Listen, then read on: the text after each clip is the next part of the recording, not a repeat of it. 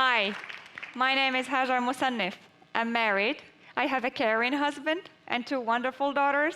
I do that silly thing of spending 2 hours in front of the mirror just to look adorable.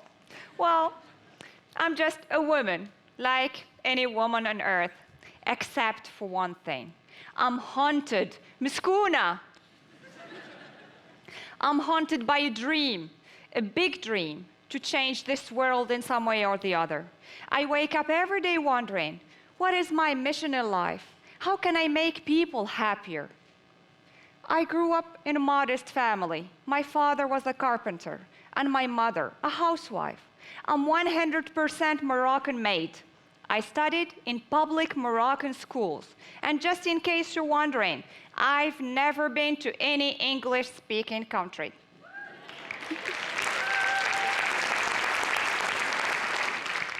I became a telecom engineer and then a professor of computer science at the university. And lately, an inventor of a technology I believe would change many people's lives. And don't do the maths. I'm not that old. We all experience moments of weakness, moments where we feel sad, frustrated, overwhelmed by what's happening to us or around us. We forget for a while that we are the stars of our own lives, and that whatever we don't decide, others will be happy to decide it for us.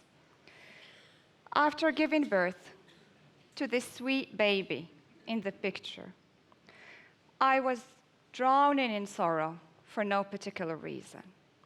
I used to spend the whole day in tears, alone in my room, watching the baby, my baby, I'm supposed to take care of, and watching my smartphone, my stupid phone, on the table, doing absolutely nothing to ease my pain. Suddenly, I hysterically started yelling at my mobile. You have a camera. You can see how sad I am. You have a microphone. You can hear me crying. All my data is accessed through you. You somehow know what I'm going through. Why can't you react to my pain? I don't care whether you're a machine or a human being. All I need is this voice in the darkness telling me, Hajar, you will be just fine. And then there was this eureka. And why not? Why not transform those smartphones into emotionally smartphones so they become truly smart? It's hard to think of any tool, any instrument, any object in history with which we develop so close relationship so quickly as we have with our mobiles. We're almost addicted to our mobiles. Have you ever wondered how much information your mobiles know about you? Well, in 1 year, your mobiles alone would generate enough digital data to fill a stack of DVDs that would stretch from Earth to the moon and maybe back.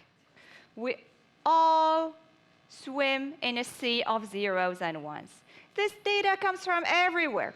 Every time you visit a website, every time you take pictures or videos, hello, I'm here. Every time you share your feelings, experiences, thoughts over the internet, you make already big data even bigger. Yet, all this data is absolutely worthless if no insights are extracted from it. What I did is that I figured out a way to sift through the torrents of big data your mobiles generate to hopefully engineer a happier and healthier world. I figured out a way for your mobiles to analyze facial expressions, the text you type, your voice, to recognize your emotional states and react to them in the most human way possible, to support you emotionally whenever and wherever you need it. To put things simple, here is how it works. Our phone cameras can capture our smiles, our frowns, and our grimaces when writing an email, playing a game, or watching a video. By analyzing the particular positions and shapes of the face, such as distance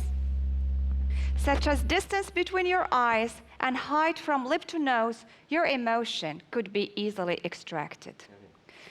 Capturing your voice through the mobile's microphone and extracting emotion from it is also possible using signal processing techniques combined with well-trained models.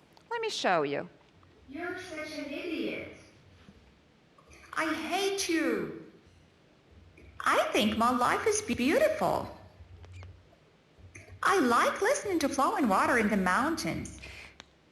In this example, the algorithm here can tell you whether a naturalness of speech is associated to negative, positive, or to any other label depending on how the model was trained.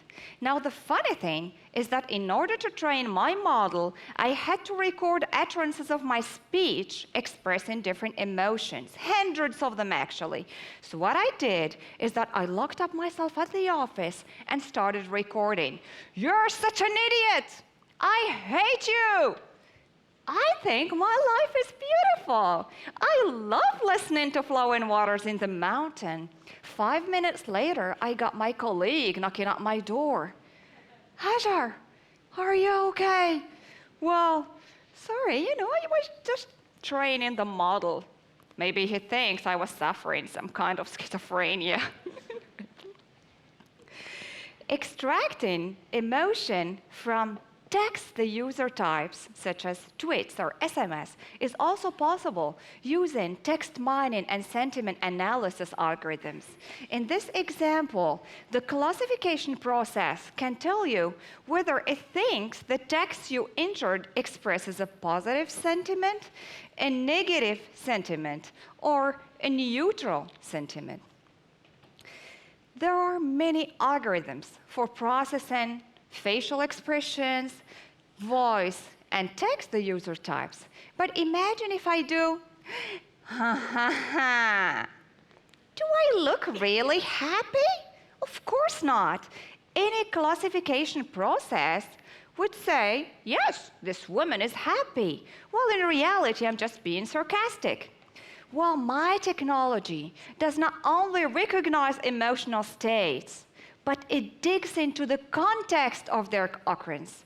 Context is very important because it helps understand the environmental and attended situations that triggered the emotional state. Let me give you examples. The approaching deadline of an exam or a project retrieved through the agenda of the mobile could be an indicator of a stressed emotional state. A user shouting during or after receiving a phone call retrieved through the microphone of the mobile could be an indicator of an upset or angry emotional state.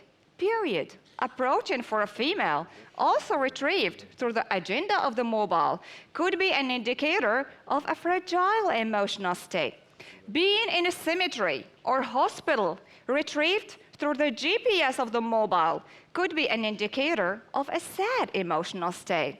My technology uses all those indicators to increase the accuracy of emotion recognition and consequently provide the most appropriate reactions from the mobile, which are carefully selected based on psychologists' recommendations.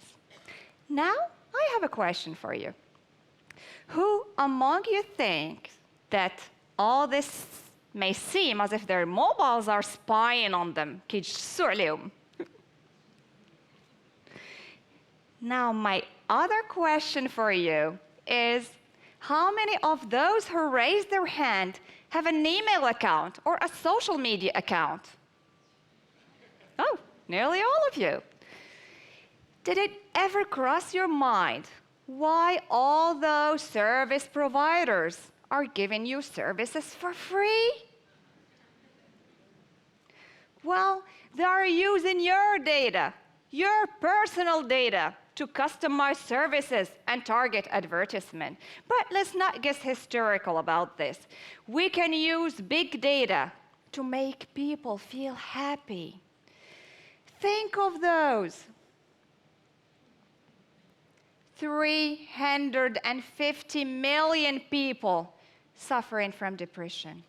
Do you know that this number increases by 20% every year, and that 80% of those people are not receiving any specific treatment for their depression? Think of people who just happen to feel sad or low at a certain point of their lives. It could be you, it could be me, it could be anyone.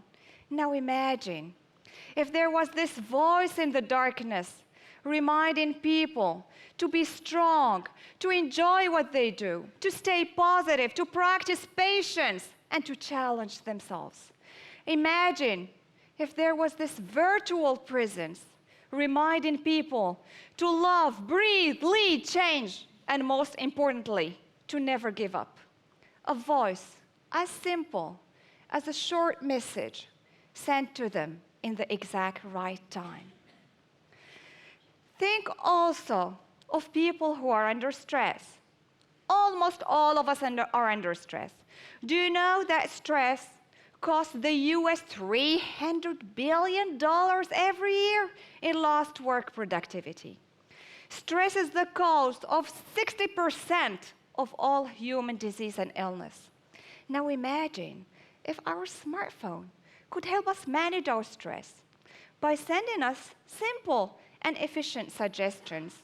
They could be as simple as a short video showing us how to perform abdominal breathing, or nice weekend vacations at affordable prices, or just a joke or a funny content to draw a smile on our faces and help us work in a better mood. It's weird how sadness can be transformed into tremendous joy in a couple of seconds. It's weird how my eureka changed my life and made me go after my dream with both pleasure and enthusiasm. We all have our eurekas.